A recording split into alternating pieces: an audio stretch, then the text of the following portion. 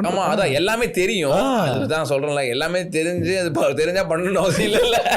தெரியும், ஆனா அது பண்றதுக்கு தான் நம்மளுக்கு வர மாட்டேங்குது. அதுதானே தெரிய மாட்டேங்குது. சுகர் கெட்டது, ரொம்ப சுகர் கெட்டது சொல்றாங்க. சுகர் கெட்டதுன்னு தெரியும், ரொம்ப நாளாவே அது தெரியும் எனக்கு. அந்த சுகர் மட்டும் இல்லாம எண்ணெய், அதாவது நம்ம எண்ணெய் யூஸ் பண்றோம்ல, அது எவ்வளவு கெட்டதுன்றது நிறைய பேர் அது என்ன பண்றாங்கன்னா, சுகர் கெட்டதுடா இது சாப்பிடாதா அப்படின்றாங்க. அப்புறமா வந்து எண்ணெயை ஈஸியா யூஸ் பண்ணிட்டு போயிடுறாங்க. அதுவும் அந்த ரீயூஸ் பண்ற எண்ணெயெல்லாம் வந்து ரொம்ப ஈஸியா யூஸ் பண்ணிட்டு போயிடுறாங்க. அது தவிர்க்க மாட்டேங்கிறாங்க.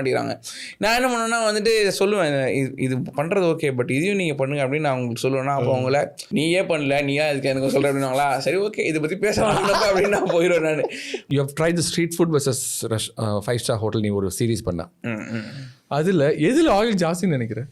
இதில் தான் இல்லை, ஸ்ட்ரீட் ஃபுட் தான் ஆயில் ஜாஸ்தி. பிகாஸ் அப்போ தான் டேஸ்ட் நல்லா வருது. டேஸ்ட் நல்லா இருக்கும். இட்ஸ் அவங்க வந்து ஃபுட்டை பண்ணும்போது வந்து அவங்களுக்கு எது நல்லா ஃபீல் ஆகுது, டேஸ்ட் கரெக்டாக இருக்குதோ அவங்க அது கொடுப்பாங்க நம்மளுக்கு. It taste good, it really taste good. வந்து தெரியாது ஆயில் யூஸ் பண்ணோம்னா கெட்டதுன்னெலாம் அவங்களுக்கு தெரியாது.